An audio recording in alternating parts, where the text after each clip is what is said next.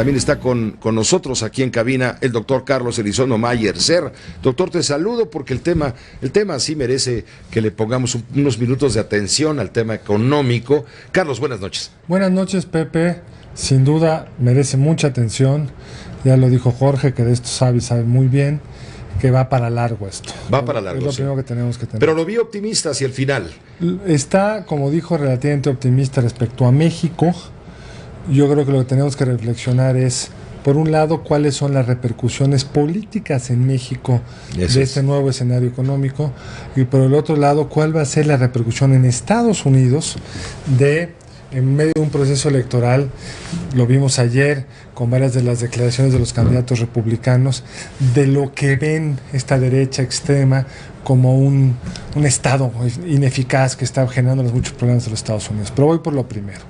El primer punto, Pepe, que se le está complicando mucho a este gobierno es el tema fiscal. Tenemos que hacernos cargo que habíamos logrado tener un gobierno con mucho más recursos de los que estábamos pagando los mexicanos con nuestros impuestos. Que esos recursos se gastaban muy mal, que los gobernadores abundan las tranzas, que lo asignamos en proyectos estúpidos. Todo eso es cierto. Pero para ese tipo de gobierno que hoy tenemos, se va a requerir un apretón fiscal importante.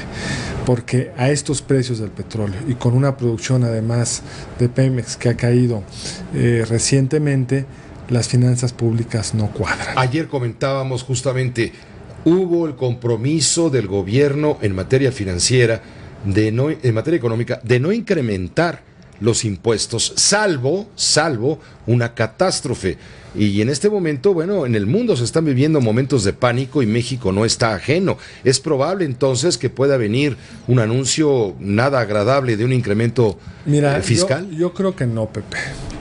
Yo creo que el gobierno ya hizo su reforma fiscal, la hizo pagando un costo político y económico alto, está generando más recaudación de lo que originalmente se estimaba.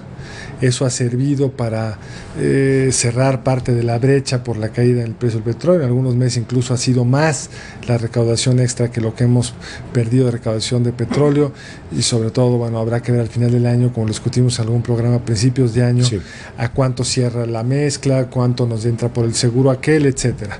Entonces yo no creo que el gobierno vaya a incrementar los impuestos. Incluso creo que se han dado cuenta que una parte de esta lógica tributaria generó incentivos poco propicios para la inversión, y a final de cuentas lo que permite una economía crecer es la inversión bien asignada. Entonces parecería que en las discusiones con los empresarios lo que estamos viendo es un relajamiento posible de algunas de las cosas más contrarias a la inversión, como la no deductibilidad inmediata de una inversión, etcétera. Me imagino que más bien vamos a ver cambios en ese sentido, que no tengan flexibilización de la reforma, que no tendrán un gran impacto en términos de la estructura de la reforma, que subir tasas, los nuevos impuestos, el IVA generalizado en la frontera, bla, bla, bla, la tasa general en México incluida en la frontera.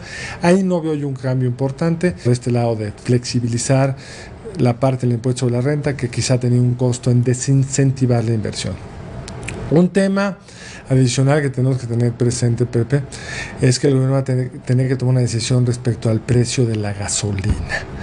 Le llamamos impuesto, el famoso IEPS, que durante muchos años, del 2006 en adelante, fue un subsidio al consumidor, en la medida que teníamos una gasolina más barata que en Estados Unidos, que a lo largo de este año se volvió un impuesto positivo, o sea, pagamos menos, nos sale más cara la gasolina acá que en Estados Unidos. Con la reciente evaluación se ha vuelto a poner más o menos tablas, pero el gobierno tiene que decidir qué tipo de tratamiento impositivo va a tener sobre la gasolina, porque a partir del 17 cualquiera va a poder importar gasolina. Es un tema que tiene pendiente el gobierno y que este año le estará dando algunos puntos del PIB, por lo menos un punto del PIB.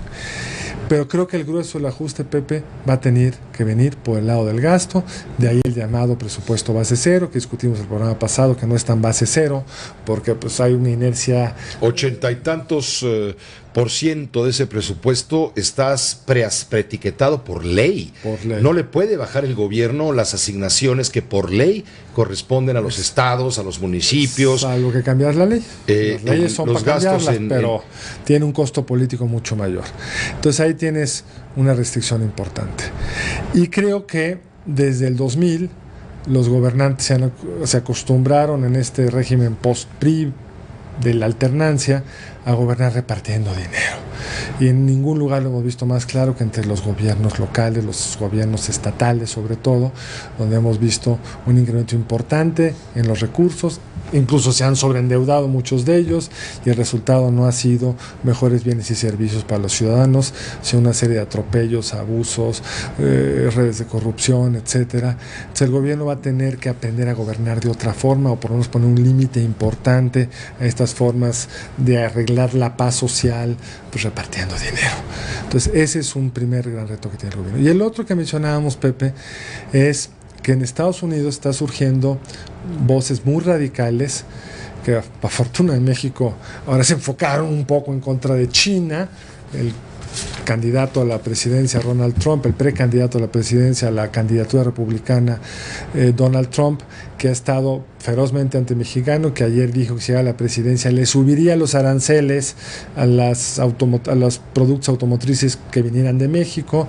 No es fácil hacerlo, hay un TLC, no creo que vaya a pasar, pero genera una incertidumbre adicional a la que ya teníamos, pero que se ha enfocado también crecientemente a decir que los chinos son una fuente de inestabilidad, que no hay que permitir esta evaluación, que es una forma de erosionar la capacidad de competencia de los Estados Unidos. Ahí se abre un frente donde está politizando aún más la relación con China, y eso tampoco es bueno en términos de certidumbre. Entonces sí va a ser un mundo mucho más complicado, donde por un lado tendremos las implicaciones económicas de esta incertidumbre, que va a ser un PIB que va a crecer menos dinero disponible en el bolsillo de los mexicanos, pero eso hay que agregarle esta incertidumbre política. Y termino con una cosa que dice hoy Luis de la Calle en su artículo, Pepe, si me permites. El gobierno va a tener que ser muy cuidadoso en una de las decisiones más importantes que va a tener en este año, que es a quién va a nombrar en INEGI, en Banco de México y en los dos lugares que se van a liberar por retiro en la Suprema Corte.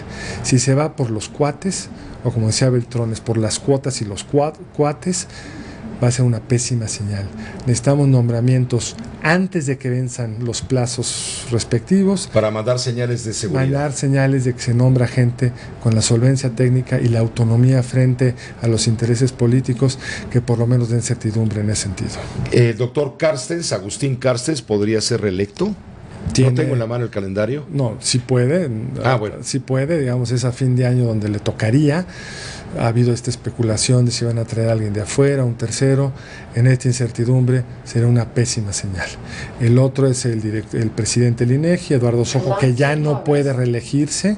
Ahí sí tiene que pensar en alguien de la Junta, que hay unos muy buenos, o traer a alguien de afuera.